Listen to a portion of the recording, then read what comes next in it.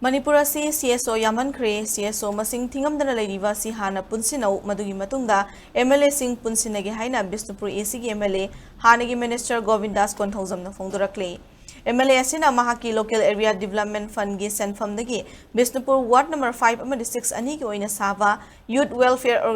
organization building MLA na ngasi sangakhibaga loinana organization asina chahi yankhai mapum farakpagi golden jubilee celebration Bisnupur ngasi pangthokre Tharanga Mari Lainana MLA Govindas Konthozam na Haikibada, Hosik Leiriba Lengak asi President Rule na Ngakpani, PR Manung asida bureaucrat Karana, Masagi Mathoning Tizana Tobagi Mota, politicians sing the Kuting Jinduna, Chingshina Bohona asi, Quaitiki Laibak Tibani Haina Sufongdoke, Hosik Miam Awabakaya Nangli Awabasi, Mayogiana Pamatoina Punsinsi, Haina Fongdoke, Loinangasi Sangariva organization gibilling asi, Laikai. Anisigi in Kalakli Vanarol singi moral forgot han badanatana, Sanroy Kia Putok Nabagi Pandamdani, Club Amadi organization Saraga function Taudravadi Kanaroy Haike.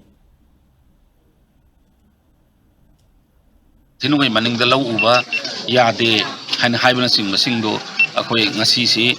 Toba Topa agency Kaya, the Koisi Tara Heraga, Atubada, Loxing Si Uba Yana Bakoi. Sinajari sniper na pang by the sniper na pange pangedana sniper kabak na bahona basina auxiliary ba present rule sigi mathaw ne the present rule sida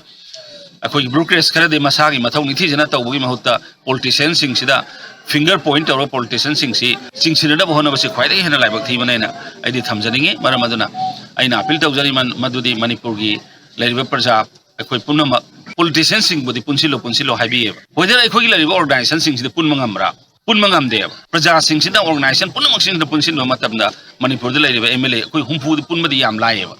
But Manipur the Leiriba organization Masinkiam Yamge. Me Mamagi organization, Middle organization, the Hector Toki Matamda, Mano organization, and the Wumling Kaleva. Masiki Chanabisi Lerin Manipur, the Punmangamoy,